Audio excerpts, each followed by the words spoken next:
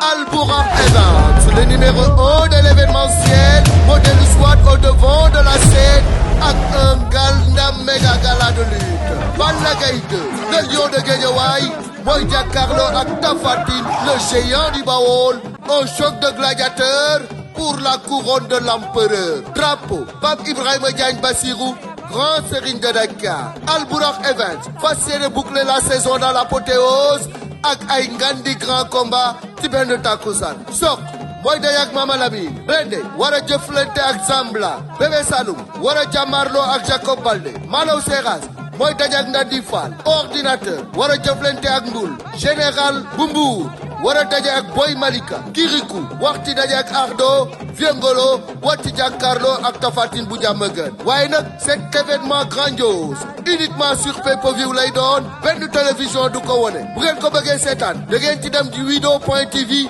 wala seen affiche.com 10 000 francs ngeen di jëndee code bu dee Sénégal 19,99 € au niveau de la diaspora. Date à retenir 21 juillet 2024 arène nationale dimanche ak Albourakh Events.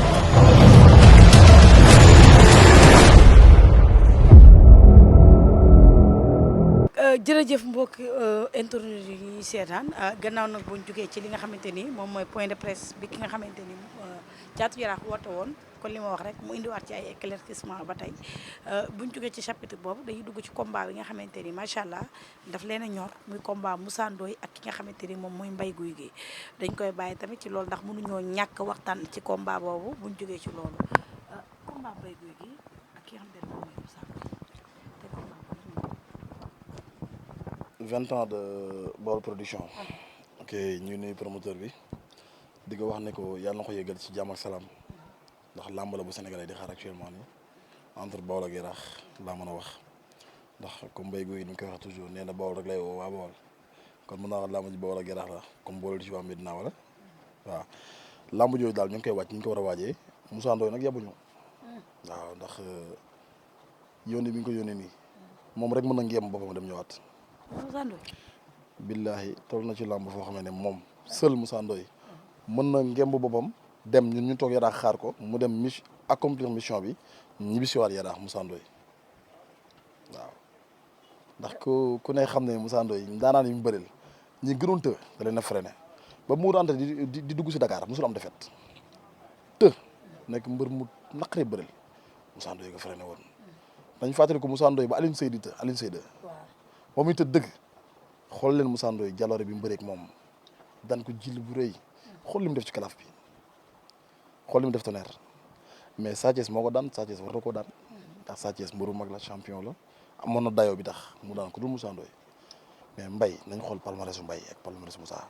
Mbaye Gouye Gui palmarès waaw instant bi mi ngi ci dynamique yu garaaw ceer waaw mais nañ xool ñi mu bëri laa wax de ak capacité bi mu daanee ak ñooñu ak Moussa Ndoye ni mu daanee ay adversaire am ak Moussa Ndoye mooy kan morphologiquement nga xool état Moussa Ndoye ak li mu sañ ak Mbaye Gouye Gui nga xool état am ak li mu sañ Moussa Ndoye jamono ji nii mu ko gisee nii gisuma mbër bu ko téye de. mais ñu gis dafa jógee Maroc indi poids boo xamante ne àdduna bi yëpp ne poids bi mënul daan ki nga xamante ni moom mooy Mbaye Gouye Gui gis nañ sax wàññi na poids bi mais ci côté poids bi yow miy entraîné ak moom di dàllante ak moom. waaw ci côté poids ma am lu ma la ciy wax tuuti rek ci côté poids ci wàllu sport poids enragé na ku rabe mais yambar la enragé wul boo rabee sa poids day neex ànd ak yow boo ko moomee mais bu fekkee da nga xaw a passif de trop sa poids da lay sonal pour que nga déplacé mais xool Moussa Ndoye entraînement xool li muy sauté xoolal moom cafar ji nekk ci moom kooku loolu mënu ko déranger te poids bi mu nekkal nii instant yi équilibré na ak yaramam quoi moom dafa dagg physiquement taxaw na te amul benn graisse bu koy sonal ñu ñëwee contact moom démb 4 heures la ñëw contact takk ngemb di ñu woo téléphone yéen laay xaar moom soo mu toog fa di naan ndox di ñu xaar di daw ba yaram bi tàng ñu contact moom ba 21 heures mën a doyalul xam nga nag jamono ji instant yi Moussa Ndoye dafa dof de dafa ne ci ay vidéo waxuma nag pour dama dëkk Yaraax mais ñi xam làmb bu ñu xoolee état Moussa Ndoye ak capacité bi ne ci moom ñu xam ne wax dëgg yàlla mbay guy gi wax dëgg yàlla giw gi moo leen boole rek. dégg nañ ko moom mu ne doon melaw mais yeewu na loolu nan nga koy dégg. waaw parce que ay erreur la woon rek mais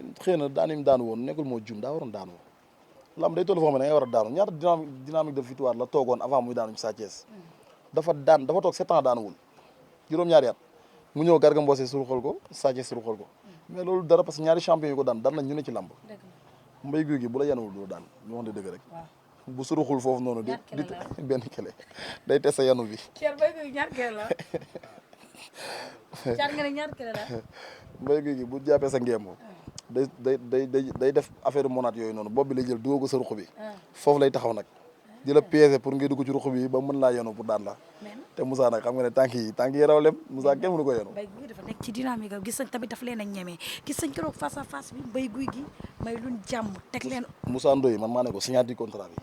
bis boo fa waxee li tax ñu lay xeeb wala nga jàkkaarloog Mbaye Gouy Gui di wax lu ñu lay xeebee man ma bala àdduna ak alaxira parce que lu tax du nawleeg moom ci instant yi nekku woon ñu ay nawle ci jamono kon tey du woon yoon mu taxaw di dàggasanteeg Mbaye buñ bëgg lu neex rek ba Moussa mu xool lu neex amateur yi ba tax muy taxaw di dàggasanteeg Mbaye Gouy Gui ba boobi di ko dépassé wala muy dugg fu mu war a dugg boobi suñu morom la man kenn du bëri man di ma dépassé mais gis na ne kee garaam la mais Moussa bu balancé rek kii mën na ko dépassé te boobaa ñun du ñu neex. d'accord mais dégg nañ Mbaye Gouy Gui mu ne arbitre bu sifflé mi ci kaw nee na combat bi moom la gën a fonk ci combat. barki alxuraanu karim tey laa la koy wax. Mbaye Gouy Gui bu arbitre sifflé day génn saako yi tey laa la koy wax tey man Thiatou Yarakh. nee na Mbaye Gouy Gui. bu arbitre sifflé bindal nañ ma yóbbu vaar. bu arbitre sifflé mu génn saako yi Moussa Ndoye kenn dox ci kawam. moom moo la gën a xam ne daa bëgg Moussa ñëw. bés bu doxee ci kawam. non xamul tax Moussa loxo daa xor te Mbaye du jël coup te gis nga bis bu Moussa xaptaloo ji ko léewu jëm jooju noonu bis bu génne ci moom xam nga dafa dof ba mu xulli bëti. moom Mbaye nee na moo ko gën a dof fu. naa mu xam ne di nga yaakaar ne àdduna bu tëgg la xamul tax parce que man xam naa li ne ci moom man xam naa ko mais moom xamul Mbaye instant yi il a rien compris jamono ji écrit Bawol du Tapha Tine sax moo mën a yëngal Moussa Ndoye boo bëggee dégg-dëgg. mais Mbaye Gouy Gui Tapha Tine lay contact. contact Tapha Tine tamit daa tax nga mën a daan bëri xanaa kon jaay tin daan ma loolu day dara loolu dara Moussa Ndoye instant bii nii Mbaye moom xam na li koy xaar dafa am problème de. Mbaye. non keroog signature bi ñëw moom mais daa am lu ma neex. gis nga bu Moussa Ndoye di jaaxaarloo ak Mbaye Gouy Gui di wax. boobu manqué naa fa parce que dama génnoon. mais sama jumeau bi wës jàmbaar ba mu dawee wàcc noonu may njug bi fëgg. daa mel ni man maa dugg ci tribune bi man maa dugg ci kii bi ci placage bi. billaay walaay te ci kàttanu yàlla le 27 dinaa ñëw ak façon bu doy war. yow mi incha allah rabi le 27 dinaa ñëw gunge si Moussa Ndoye ci kàttanu yàlla. mu daan Mbaye Gouy Gui jël boo xamee ne. ci la ñuy joxee Moussa ci la ñuy respecté Moussa Ndoye. mais lan moo tax Moussa Ndoye ne ci combat bi la ma gars yi respecté da ngeen jàpp ni dañ koo yeboon parce que Moussa Ndoye nag ak lu mënti xew gis nañ ay combat yu bari ñu ko doon proposé gars yi sax ñu ngi naan dafa daw lu metti di jël lu yomb. Moussa. parce que ñi ko doon proposé. kon Mbaye daa yomb neex Jackson moom moo jëlal boppam Mbaye Gouy Gui. léegi Mbaye Gouy Gui ak ñooñu kan moo gën a yomb Mbaye gën a yomb. Jackson metti na de. Diène Kaïré metti na de. ama neex metti na de Mbaye Gouy Gui tamit dafa nekk ci ay dynamique yu extraordinaire ndax combat ak Marley rek. non lamb da ngay bëri lu am bruit par exemple Diène Kaïré champion la mais amul bruit. Diène dafa yaru. moom taalibe la moom foo ko fekk mais course bi.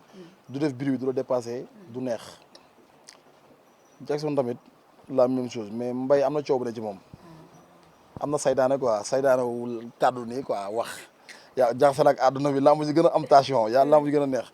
moo tax xam nga de foofu équilibré na boo xoolee ñooñu Mbaye moo leen gën a diis. mais juumoo leen ci choix bi. ci choix ban la.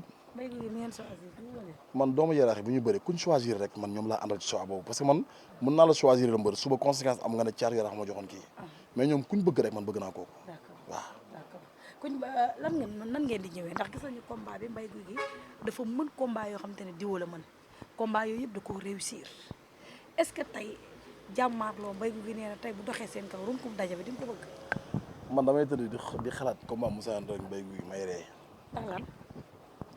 xamul tax man damaa xam ne ci Mbaye Gouy Gui xam naa ne du taxaw ci biir géew gi.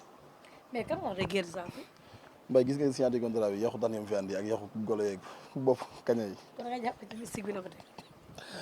maanaam xel mee dalul fu ne nii fit bee dem lamb ji boo ko tegee foofu yaa ngi juum lamb ji entraînement la man sama galaaf bi yëpp ci entraînement laa ko teg. Mbaye mi ngi entraîné. waaw xaaral ma wax la rek. Mbaye mi ngi entraîné mais mën nga entraîné te capacité bi war a nekk ci yow du nekk ci yow moom demi mëngal la. kan Mbaye. mëngal demi mëngal la moom gisuguma moom li ne ci moom li tax luy affronté Moussa Ndoye gars yi xamuñu lébu de dafa dof de bu ko sàccee suruxalee nii rek ngeen yaakaar ne barki al Moussa Ndoye dafa dof wérut gis ko noonu rek mais dafa dof fi mu ne nii moom jàpp na ne le 27 daa war a rey Mbaye Gouy Gui bëri siwul de daa ñëw pour rey ko. kon lu ñu mën a xaar mën naa def exploit pour mën a jëlaat place ndax nee na xale dañ ko respecté ci combat Mbaye Gouy Gui rek booy. waaw léegi xam nga bii mooy première boy bu mu jël moom. nañ xool ndax xam nga nit ki boo coolee bari woon rek muy naan du bëre jën keere du bëre kii parce que boobu toog na lu yàgg ñenn ñi bëgg mu am combat nangam mais instant yi jël na Mbaye Gouy Gui ci kàttanu yàlla nañ doon man xam naa ne man du ma rusloo te xam naa ne incha allah dina dëggal boppam bëre fulaak fayda humilier booy bi ñu dem ñibbi. doom daan mën a jeex. bu fekkee Mbaye nangu naa taxaw ci géew bi. waaw bu dee nangu na ko taxaw Moussa man moo ko conseillé wóor suñu conseil jeex na ci moom dañuy dem naa yóbbaale barada ak kas may caan di ko jox ñu toog loge ma solo Moussa jasinaire ba arbitre bi soufflé ma simi jasinaire bi ne ko wàccal dem bëri ñëwaat. loolu mënul ne il faut que mu tuus nekk ci lamb jooyu duñu indi cumukaay de. Mbaye Gouy Gui jaral nañu ñun ñu indi ay cumukaay ñun ndax dañu wax dëgg rek Mbaye Gouy Gui Moussa Ndoye ñun dinañu indi bitéel évian boo xamee ne buñu maree naan mais indi ay cumukaay pour lan pour que mooy sëriñ lañ ko tax xanaa ñun loolu dañuy dem dagg ay billets yu cher Moussa maa ko ñaan loolu waxtaan nañ ci ba pare buñ ko woowee pour mu bàqu mu wàcc ñu bàqu lu neex mu xotti jasneer bi jël naa ko jasneer bi bees tax 20 mètres ne ko ñaw ko ñetti abdo bu ñu wàccee ñu dem bàqu noonu nga xotti ko moom sotti la tuuti meew comme lébu la après ñu toogaat ci kaw bu arbitre di waaye sifflé ñu wàcc ànd ak moom xam nga mu ut benn kii rek benn ngem bu xaw a kii rek takk ko xool Mbaye fu mu tëdd ñu frappé ko rek après ñu yéegaat ànd ak mafia bi lay tas. mafia ban la seen mafia bi neen lay tas. kan la ci yow Mbaye yow. Caatu Yaraax ngay waxal de. ak Wës Jàmbaar de yéen seen mafia bi lay tas. Mbaye Gouy Gui laaj ko ndax moom ñeme naa jàkkaarloog man di wax wala ñeme naa jàkkaarloog Wës Jàmbaar di wax. lu xew. xam nga ay Moussa Ndoye ngay jàkkaarloo signature contrat mu leer na luñ sa morom. ngay jàkkaarloog ñoom. naan leen dama lay nangam mais Caatu Yaraax. nga jàkkaarloog moom. xanaa laajoo man noonu laa gaayoo ci dóor nag li may gisee nii barki al loxo yi day wax comme bal man sama morom nga jàkkaarloog man di kii. prib dip ma yoxosu la ñaari gauche droite rang lamb ji commencé foofu muy soog a neex. moom ñan ñoo ko ngee moom. waaw kii. waaw boole. waaw boole. voilà lamb jaa ngi soog a neex. ñaari yoon laa dugg Bawol. 5 fois laa fa dugg 5 fois laa fa dugg. 5 fois. 5 fois daan leen sarax bi méttiwul fukki dërëm la li ma waxoon Moussa Ndoye picc bu fukki dërëm mooy picc yooyu gars yi di jaay fukki dërëm. ci kaaf yi moom ngay jënd benn rek wax ci li nga ci wax nii rek bàyyi mu dem. loolu mooy sarax Mbaye Gouy Gui. non mooy saraxam waaw parce que noonu laa leen doon daanee benn picc laa doon jënd rek sànni mu dem. tey Mbaye Gouy Gui ni ñu ko jéggee. dañ jël Moussa Ndoye. tëb Wës Jàmbaar. jël sa grand frère. tey fi lamb toll ci biir yaram est-ce que Wës war na fekk combat Mbaye Gouy Gui. mais Mbaye Gouy Gui jël Moussa Ndoye ça veut pas dire que ni moom dafa tëb Caatu Yaraax wala mu tëb Wës Jàmbaar fi Moussa Ndoye toll ci jamono pour war a bëree. boo ko joxoon yaawu jaal sax day ñëw confirmer ak yaawu jaal dem yoonam. teewul Moussa mu ngi place am ba léegi comprendre nga. te Moussa nu la nekkee place am tamit. man Mbaye su ma doon conseillé ay jamono war mu su doon ma maay stefam du ma ko wax mu jël Moussa Ndoye. ndax lan parce que Moussa Ndoye mënul teg la ñaari defet mer àllab neen ñëw dem Maroc def fa ñaata weer. entraîné ba os bàyyi jabar bàyyi papa ak bàyyi yaay ngeen koy jël xanaa nga bëgg xanaa nga dof yaa ngi génn ci victoire mais dama nga jëli beneen boy boo xam ne dafa am coow mais lamb ji taxaw na le 27 la le 27 ñu confirmé ci capacité man moom aw ma pression wu lamb géew moom damay ñëw incha allah te Mbaye moom ci kàttanu suñu borom incha allah gëm naa ne le 27 mu simil ñu sàppo incha allah rabi. d'accord léegi règlement yu bees CNG noo gisee. règlement bi Balla Gaye bëreegul rek. nga ni règlement 19h bi. ma ne Balla Gaye moo bëreegul rek. jàpp nga ni Balla Gaye su bëree dañ koy dépassé. dama ne la règlement bu bees yi ma gis. Balla Gaye moo bëreegul moo tax. kon da nga jàpp ne Balla Gaye mooy lamb. la kañ lay bëree. Balla Gaye le 21. bàyyi ba le 21. di nga xam ndax règlement bi existé na wala existé wul. mais réunion am na dem. day yokkaat nañ ko. na nekk réunion internationale sax. l' essentiel mooy réunion yi bari na yu am te ñun yëguñu ko ñun ay mbër lañ la moo tax réunion bay am ñun duñu ko wax. kan moo ñu kii kan moo ñu war a wax réunion yi ñun mbër yi ndaw yi. mais lan moo tax nga ni Balla Gaye moo bëreegul. ok parce que tey man waa CNG dama leen jox ci samay papa ñoo fa nekk. bëgguma wax lañ may meree wala loo xam ne dama leen dépassé. mais nag mu ñu waxante dëgg donte Ada Fass dépassé na temps mais CNG warul ne chaque jour day xool ci erreur buy am ci jour combat rek mu jël mu xëy sur lendemain teg benn règlement bu bees. règlement yi dañ ko war a teg ci ay conditions yoo xamee ne dañ ko war a waxtaan ak sénégalais yoo pare. surtout fin saison. voilà fin saison. mais ñu def conférence de presse wax ak sénégalais yi bu jëree ñu voté ko sax ñu wax ak sénégalais yi ne leen lamb léegi dañoo bëgg mu yem fii 19h15 la ñëpp di wàcc pour ñibbi seen kër yi waaw 19h15 bu fekkee da nga war a wàcc yow 18h pour sangu pour dem lamb pour dem seetaan te VIP dagg bi cher yi nga xam ne moo arrangé promoteurs yi heure boobu la ñu ñëw de ñëw ñu naaj bu tàng de dañuy bàyyi ba 19h jot ñooy dagg ticket bu 100000 ak ticket bu 200000 mais ñooñu bu fekkee 19h nga bëgg a jeexal lamb mais duñu fekkee lamb ji dañu wax na dëgg te naaj bu tàng tamit nga war cee bëri xam nga dafa métti quoi dañ ko changé waat parce que tamit soo déggee ma ne la Balla Gaye moo ñëwagul ndax xam naa ne Balla Gaye li mu war a pare ci misigam ci tuusam gisuma ne CNG mën na ko tere. buñ ko ajee. non aj xam nga tey le problème tamit nañu wax tam luy équilibré dëkk bi. promoteur bi bu tëggee làmbam réussite la bëgg. promoteur bi du ñëw CNG bi tam ne non kon nañu yàq làmb ji rek promoteur bi perte dem toogi maa tëgg sama làmb sponsor CNG yéenay organisé mais sama làmb nii laa ko bëggee donte seen règlement am na mais nañ ko teg ci yoon comprendre nga làmb neexatul moo tax ñu bëri bàyyi làmb pay-per-view lay jaaree làmb amatul challenge làmb amatul art ak culture bi ci daan nekk tuuro soo bi sax bu bëree ñu ne léegi del xool fi mu ne nii léegi tuuro soo bi ñu tere ko tuuro soo bi ñu tuuro soo nii léegi ñu ne soo bi am na fu mu xaj xam nga nañ ko jox bëy ñu nàmp ko wala nañ ko jox xari ñu nàmp ko bu ñu ko indi ci làmb fa lañ jëm cumukaay bi sax boo muy dañ naan la ndox mi nay seet léegi nañ indi bi déelu kireen parce que seen ndox yi ni indi day xeeñal stade bi léegi ñu commencé tere même cumukaay jooju ñuy indi. da nga jàpp dañoo bëgg a tere musique bu bari. règlement français yi lañ nar a jëm comme MMA yi. nga sol tubay ñëw taxaw def affaire français sol say gants. fa lañ jëm ak làmb parce que làmb ñu koy def aara taxoon cosaan yi anam ñu dañ daan ñëw di bàqu ci làmb ñëpp ñëw xam nga. mais léegi dëkkante amatul mais làmb dëkkante moo daan tax làmb neex.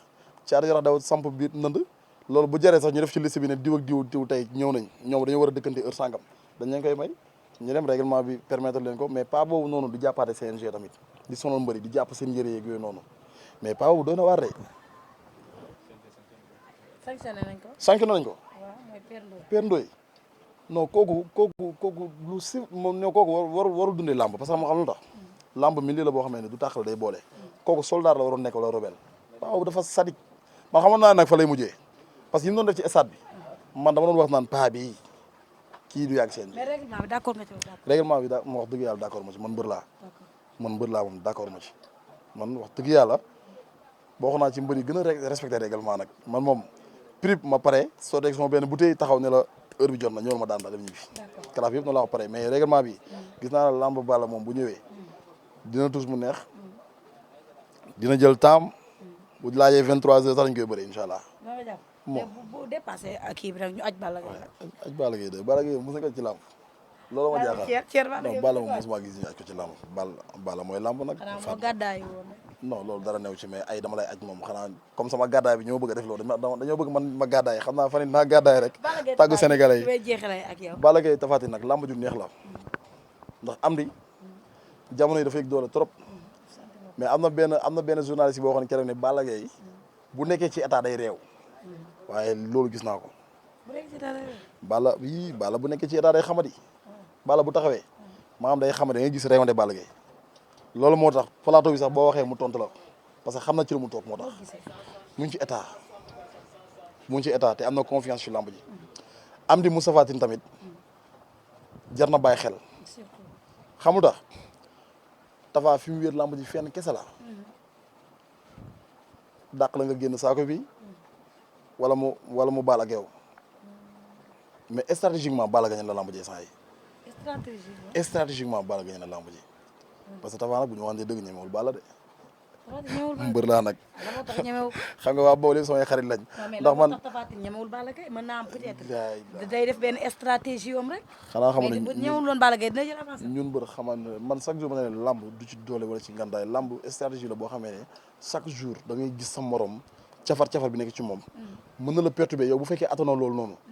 communication bi sax attanoo ko loolu mën na jouer sa lamb nga ñëw gëmantu nii rek mu jeexal lamb ji mais aussi xam nga Tapha tamit ndaanaan la ndax gis nañ performance yi muy def ci lamb ji. Tapha ku mënta daan amul ku maîtriser Bombardier 2 fois maîtriser Eumeu Sène kooku tamit ku naqaree daan la. mais ñooñu ak Balla Gaye am na différence. waaw xamul tax différence bi leen kenn la Balla sañ-sañu lamb ji muy indi la gars yi amul loolu lay daane yenn gars yi Balla man li may jaaxal ci moom leen kese la mu bañ a indi état ci lamb mu bañ a entraîné.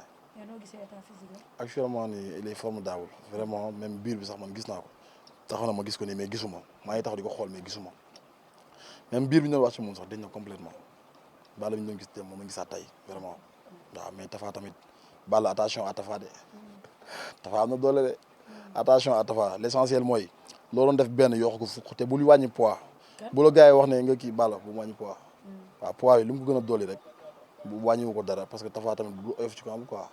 bu ko non du question ko ay farak léegi damay wax li nga xam ne waaw damay pronostiquer nii rek parce que xam nga. lamb Balla bul wàññi sa poids gu nangam. kala gi koy pronostiquer yow mii nan ko Balla bul wàññi sa poids. non xam nga rek ah. waaw non Omar sama xarit la. ku baax sama xarit la vraiment. saa tamit sama waay la. Sa Thiès nee naa ko na ñëw ñu bëre moo daan Moussa Ndoye. mu naan day woo Doudou waaw ma ne ko ñëw ñu bëre mooy woo Doudou yow boo fexee ba du ma bëre ak yow man lamb jooju laa dul gis fu dul amee man ak yow Sa Thiès. ñëpp ko rafetlu ndeysaan ñu gis yéen a ngi kaaf mu naan la waaye ba woo Doudou Sané et tout affaire yooyu. waaw wax dëgg yàlla parce que tamit xam nga rek instant yi loolu la neexal lamb dama jóge ci tribune di wàcc Doudou Sané na mu doo wàcc coow li bari policier yi ne soo wàccee coow day bëri Doudou naa ma nii yéegal ay rey sa daf ma jàpp ma ne ko yow Doudou yow est-ce que ça va yow xanaa man su ma baraada feeree jaar gauche yow nga jaar droite mais yow war ngaa ko suba sax nga bëree doo ñu dimbali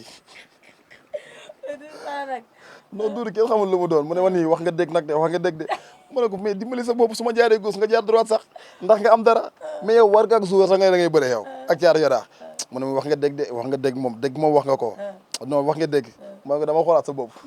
mais moom Diam Terry mais yow yaa Diam Terry tamit même bu dul Sané bi la joxe jam. lan yow Fatma Dia bàyyi ma waaye. Diam Terry la mais nag non instant nag mérite naa lu ne ci làmb man wax dëgg yàlla. mais tey bu ñu la joxoon Diam Terry. Diam Terry nag champion la. waaw dégg nga non champion la xam nga Diam sama waay la Diam dafa baax yow man boo xamante ñu koy sànni xeer. waaw mais nag moo ko wës jàmbaar làmb ju neex la. waaw Diam Terry wës jàmbaar. barki alxuraan. maanaam man jamono ji ñi ci kaw buñ ma jël lañ ma ragal François promoteur yi ñu ngi dox sama diggante ak moom Franc na ñëw ñu bëree. yak Franc 12 combats la def ma def 16 combats am 15 victoires. luy problème bi non mais Ama yaram dërëta ma tàngare bu ko neexee wax loolu man Ama sax war na ma mën a may chance ñu bëri. wax dëgg yàlla comme quoi mérité naa ko comme Bombardier moo mën a may booy sens. Eumeu Sène bëgg a wàccaat may booy sens kon Thiatou Yarakh mérité na tamit gars yi jox ko sens. barki Cheikhul Khadim bu bëreeg man ma wane ko billahi wallahi wa taala barki alxuraan bu bëreeg man ma wane ko takkusaan. bu François bu bëreeg Thiatou Yarakh ma wane ko. non mais lamb la kala mujj daan Bombardier avant Bombardier ku mujj bëri soox ay mor suñu morom yi dag leen bëreel benn chance boobu la te suñu papa ji xam nañ ne dafa jeexal ci lamb bu ñu waxante dëgg mais instant bii nii su ma diggante ak moom promoteur bu taxaw parce que instant bii nii pour mu am des na ci ñoom dama leen koy yombalal rek mënoon naa fi nekk di jéem a laaj ay roi des arènes xam nga sénégalais yi naan ma non comme par exemple mënoon naa fi nekk di laaj maanaam VIP yi sës ci kaw ñu naan non booy bi dafa soof wala booy bi dafa kii te pourtant sama morom yi mérité di bëri gars yi di leen daan ñooñu maa leen ëpp victoire maa leen gën a compétir te man ñi ma daan ñooñu amuñu capacité waaw di ma booy saf yi mën nañ daan ñi ma daan ci kalaaf bi dañu wax dëgg rek waaw ndax ñeme nañ ñi ma daan ci kalaaf bi ah man ñi ma daan ci kalaaf bi ndax booy ñoom ñeme nañ affronté ñooñu ba pare laay laaj mais ñeme nañ affronté ñooñu Poutine de instant mi ngi wër combat waaye gisagul adversaire amagul adversaire foo dugal nga jël parce que wéeroo foo dugal Poutine kala ruq bi ma dugal gars yi ruq bi ci saako yi foofu laa dugal Poutine mais sama waay la nag caat ba tey jëli bi da ko bett c'est normal nag parce que champion bu toll nii moom ma ñëw daan ko jël bu rëy noonu suuraale wuñ la woon. xamaguñ ma sax suba laay gën a rey mbër suba barki alxuraan communication yi du changé na instant ñu ngi teg stratégie beneen dina changé waat nga yóbbu ci ndox ndox mu sedd bi ndox mu sedd bi nga yóbbu boo bëriwul la wetu bu la yóbbee ci ndox madame Gadaye rek gare madame Gadaye man de wax dëgg yàlla lamb moo ma soxla jeune laa waaw dëgg la lamb nag su ma jéemee suuxatal amul problème ma dem xooli beneen plan rek plan B am na yàlla suñu borom yor na beneen yàpp bu dul géej du noonu dëgg la de Thiatou Yarakh jeunesse bi soxla nañ ko ci lamb CNG soxla na ko ci lamb mais CNG bu xoolee jeune bu mel nii mu ne xaaral ma topp intérêt promoteur bi wala intérêt sponsor bi ci benn journée boo xam ne benn fan kese la benn journée nga ne xaaral ma yàq ci carrière booy bi loolu lu ñu war a mën a xoolaat la xam nga nekkuñu ci règlement américain de règlement sénégalais lañ nekk. d'accord lan ngay tàggatoo. voilà waaw di sant ñëpp di wax ne wax dëgg yàlla di gërëm ñëpp kaay sañse gars yi nee nañ li may sañsel dafa rafet fan yi dafa war a génne waat sañse lu bees tax te combat yi di ñëw kaay sañse moom war a sañse waatal ay sañse yu doy waar yoo xam ne su ma fëlaatee dañuy xam ne caat sañse na vraiment nga sañse waatal sama jigéen tamit Fatma Dia foofu ñu sañsel la waaw sa doom day la foofu ñu sañse loolu rafet Mohamed Dramé mooy suñu moom leen rek moom moo toog na lee parce que àdduna booy ànd ak doomu aadama mën nañ fi taxaw naan la ki ngay àndal intérêt moo tax mu ànd ak yow wala ki ngay àndal da ngaa ànd ak moom ndax xaalis wala dara Ahmed a ngi ni toog laaj ko ndax man Thiatou Yarakh dama koy woo ne ko Ahmed jox ma fukki dërëm wala jox ma 100 francs moom musuma profité ci naan ma kañ dem campagne wala kañ dem proximité donte politicien la man dama ne ko man je suis apolitique du ma politicien man mais dafa ànd ak ñun ci ngor parce que suñu morom la ñoo bokkoon école xale la ñu koy gisee nii dafa njool mais Ahmed gis ngeen mbëru Yarakh bi ñu amee problème sax day ñëw toog ci plateau yi Ahmed day ànd ak ñun sax di ngemb di contact te gis nga ko da koy jaral moom mu ñëw gaare otoom ñëw tax gant di contact mais rôle bi pour autorité yi def da leen remplacer rek comprendre nga mu nekk ku baax koo xam ne ay 3 millions lay jël di ko jox mbër bu ndaw dañu wax dëgg ay bébé ama dañu jël ay 3 millions di leen jox kii ma joxoon am boy am 3 millions moom la Thiatou Yarakh am combat mu ne ma kalaaf bi bu ci xalaat dara sarax yi yëpp naa ko def da ngay toog bu ci yàgg mu jël benn 1 million envoyé na la ko ne la génnal say sarax mais on se dit la vérité quoi kooku mënu ko yamale ak dara du question ko dañuy ñëw pour gënale ko ak autorité yi dañuy taxaw naan non diw dañ koy mere parce que Thiatou Yarakh moo ànd ak moom wala diw nangam est-ce que comprendre nga fekk dafa baax xool fan yi dosaar yi mu defaral waa Yarakh gratuitement man maa koy woo ne ko Ahmed ma ne ko waaw ma ne ko écrit sangam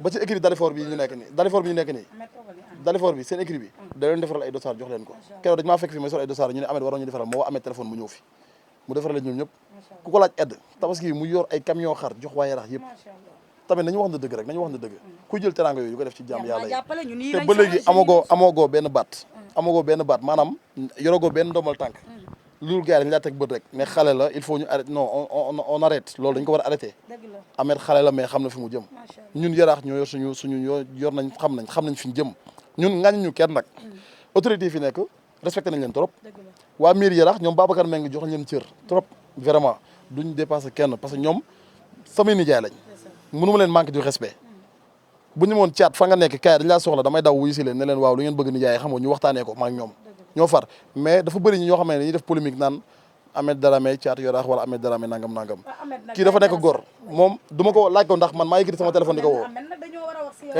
laaj ko ndax man maa koy woo téléphone barki alxuraan daf may woo ba 3 heures du matin heure bu nekk ma ne ma mbër foo nekk nii tëdd nga wala tëddgoo dama nga tëddi waaye heure bi jot na chaque jour bu mbër Yarakh yi entraîné ba pare otom lay taal defal ñu benn mission spéciale ñu dem reeree ko ñu bisiwaat tëdd di ko sonal est-ce que ñun suñu poste lay génnee Thiatou Yarakh daal Ama bu Yarakh moom ñun ñoo ko tëgg waaw mais chaque jour bu ñëwee foofu waaw Ahmed mi lay tudd xaw ma woon sax yow moom la kii mooy Mohamed ba ci démb face à face mën naa ko présenté mais moom lay toog di wax ne moo ko jox 3 millions macha allah te li mu bëgg jubluwu ji di sànni xeer kenn wala muy nekk fi di def ay conflit li mu ci jublu leen kese la muy ko Yarakh bi nekk benn mbëri nekk benn te xoolal temps yi ni nekkee benn moom mu ngi ci jàpp mais ñi si des ñëpp autorités yi nekk Yarakh yëpp suñu frère lañ ku ci woo Thiatou Yarakh ne ko dama laa soxla kaay ñu waxtaan mais damay ñëw waxtaan ak yow avec plaisir mais nañ xam ne kii dafa nekk kenn ci ñun koo xam ne peut-être mënuñu ko tuur ci mbalit mi mënuñu ko def leneen parce que daf ñoo ji teranga bi daal kalaaf bi passé ay millions la def ci man ba pare ba làmb jeexee gis nga ko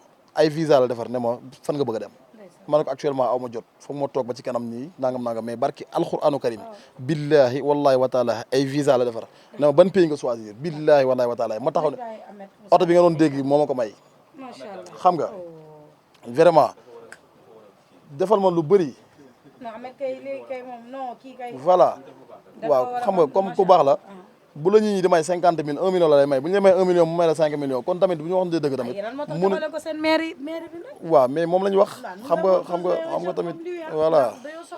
voilà di investir ci jeunes yi foofu la affaire en tout cas daal ñaan yàlla ñun moom ñu ngi ci ginnaaw moom Ameth désormais moom ñun ñu ngi ci ginnaaw amul ragal jeex na tàkk aca Ameth lan nga ci wax macha allah gis waaw damaa ñëw rek tombé si émission bi aya waaw maa leen di nuyu ñëpp ku si nekk seen tur ak seen sant di nuyu chaîne bi sonn nañ trop ndax tey journée bi ñoo nekkoon fee si conférence de presse déclaration de presse bi gis tamit seen liggéey ngeen di def si làmb di vulgariser làmb ndax làmb mën a jëm kanam ndax dama koy wax tout le temps làmb mooy suñu sport national et je pense que tey jii soo gisee yeneen dëkk yi ñu développé seen dëkk ak sport Angleterre football développé na seen dëkk France rugby yeneen dëkk yi sport de combat yi dëkku asiatique yi ñun nag ñu am suñu aada ak suñu cosaan muy làmb ñu bëgg ko te tamit mu nekk facteur de développement Abdoulaye moo ko fi commencé woon je pense que def naa sorte ba tey ji ku bëggul woon bëgg nekk mbër tey ji bëgg na nekk mbër ndax mën na si soutenir sa famille et aussi mën na si am ay revenus te je pense que jeunesse bi loolu la soxla ku leen di jàppale donc vraiment man nag ma nekk ku bëgg sport aussi bëgg làmb donc vraiment ma leen di remercier si teewaay bi tey di remercier ku ñu dalal fii mu Yaya mu nekk tamit suñu benn xarit bu baax nekk fii Dalifort ak Yaraax vraiment di jàppale ñëpp daal tamit ñu ngi koy ñaanal si liggéeyam yàlla nag si yàlla jàppale bu baax a baax. Al Bourakh Events, le numéro 1 de l'événementiel, modèle SWAT au devant de la scène, avec un Galdam méga gala de lutte. Balla Gaye 2, le lion de Guédiawaye, Boy Diakarlo ak Tapha Tine, le géant du Baol, un choc de gladiateurs pour la couronne de l'empereur. Drapeau, Pape Ibrahima Diagne Bassirou, grand serigne de Dakar. Al Bourakh Events, fas yéene boucler la saison dans l'apothéose ak ay ngandi grand combat ci benn takkusaan Sokh mooy day ak Mama Lamine Blindé war a jëflante ak Zambla Bébé Saloum war a jàmmarloo ak Jacob Baldé Malaw Seras mooy daje ak Ndandi Fall ordinateur war a jëflante ak Ndul général bu Mbour war a daje ak Boy Malika Kirikou waxti daje ak Ardo Viengolo watti jàkkaarloo ak Tapha Tine bu Diamaguène waaye nag cet événement grandiose uniquement sur pay-per-view lay doon benn télévision du ko wone bu ngeen ko bëggee seetaan da ngeen ci dem di wido.tv wala seen affiche.com 10 000 francs ngeen di jënde code bu dee Sénégal 19,99 € au niveau de la diaspora. Date à retenir 21 juillet 2024 Arène nationale dimanche ak Al Bourakh Events.